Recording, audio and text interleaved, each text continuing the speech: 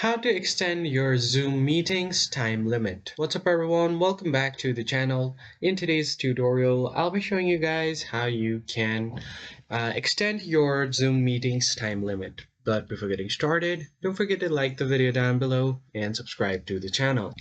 So the very first thing you need to do is head over to your web browser on your PC and search for Zoom.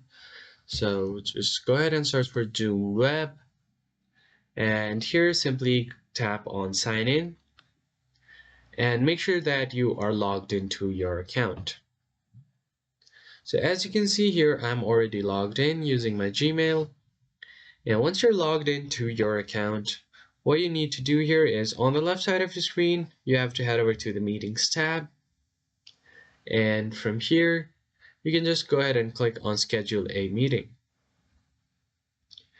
Now, as you can see here, it already says that to schedule a meeting, new and manage existing meeting in all in one place. You're currently limited to 40 minutes per meeting, but you can upgrade it if you want. So if you want to schedule a meeting and want to extend the time limit more than 40 minutes, then you'll have to subscribe to Zoom Premium.